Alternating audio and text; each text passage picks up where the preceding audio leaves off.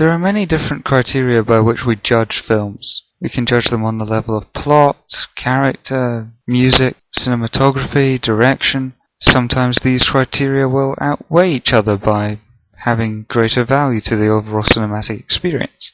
For example, The Assassination of Jesse James by the Count Robert Ford.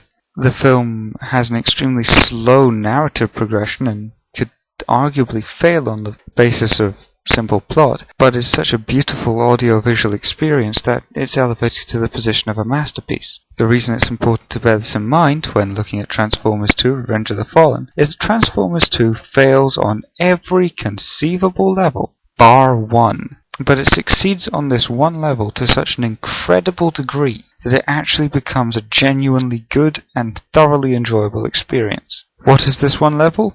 It blows shit up good. It's as simple as that. This film has appalling characters, is terribly written, badly directed, has a story which makes no sense. It's paced horribly, but it doesn't matter because it blows shit up good, and it does it with giant robots in slow motion, mostly at sunset, with a lot of explosions, and at the end of the day, that is why we came to Transformers 2. I did not go to this movie looking for an in-depth analysis of the nature of mankind and its eternal state of warfare and conflict. I didn't come here looking for well-developed characters. I didn't come here looking for a well-presented film. I didn't come here looking for good direction. I came here to watch giant robots blow shit up good whilst fighting other giant robots, and that is exactly what Transformers 2 delivers. Let's talk about the bad stuff first, because there's significantly more of it. Shia LaBeouf is as annoying as ever. His war face is unintentionally hilarious and shown off in far too many slow-mo sequences, especially at the end of the film. Megan Fox is eye candy,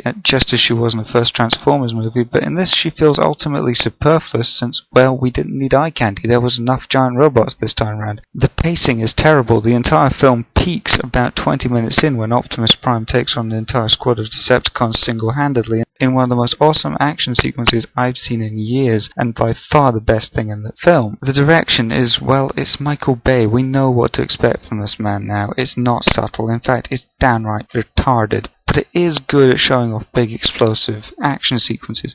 Though on a slightly odd point, the final action sequence is essentially a one-on-one fight between the pivotal giant robots, and it's almost entirely blocked out by buildings and lasts almost no time at all. It was a very odd decision to build the entire film up to this one big fight sequence and then not really show us it. Having said that, it's still enjoyable as an action film, so we can't really fault it for doing what Michael Bay does. What else is bad about this movie? Well, I could go on for hours. It's terrible. Really, it is. I could spend this entire video, I could spend an entire series of videos listing everything which is wrong with Transformers 2 Revenge of the Fallen, but I would be completely missing the point. As an action film, as purely a series of action sequences in which stuff will explode in pretty ways in slow motion as giant robots fight each other around a series of locations, Transformers 2 works really, really well. It probably shouldn't work as well as it does. As I've said before, the pacing in this film is really bad. The biggest Transformer in the entire movie is set up as a massive opponent and then taken out by Deus Ex Machina without it so much as a decent fight scene. This film even manages to push in casual racism out of nowhere.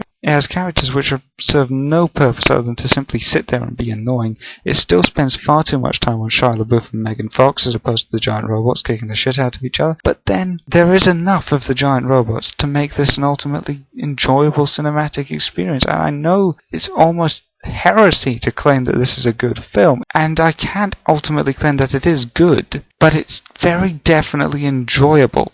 Transformers 2 Revenge of the Fallen is not an intelligent film. That's an understatement. It's the most derivative, generic story you will ever see. It's mostly just pieced together out of other movies and done so blatantly it's awe-inspiring. But it was never trying to be intelligent. It was never trying to give us good characters. It was never really trying to do anything other than put giant robots on screen and make them fight. And this explains everything in the film. Of course the writing was bad. They weren't trying to write a good story. They were trying to write a story around giant robots kicking the living hell out of each other. Of course the characters are thinly drawn. They're just there to make the giant robots fight. The giant robot characters are largely just fighting character stereotypes. For example, Optimus Prime comes across essentially as Gandalf via Obi-Wan Kenobi via Inspector Tequila on a really bad day. The direction was never trying to be intelligent. It was just trying to give us giant robots fighting. The whole film just doesn't work on any level other than the one level that it is ultimately trying to succeed on, and it's the one level that we were going to see this film hoping it would succeed on. As such,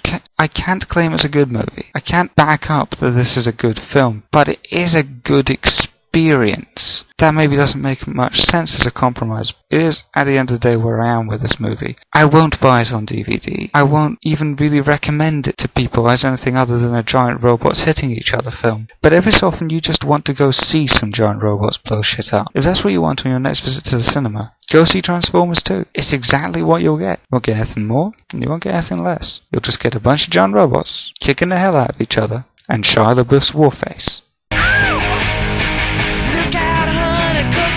Technology ain't got time to make no apology. So radiation in the dead of night, love in the middle.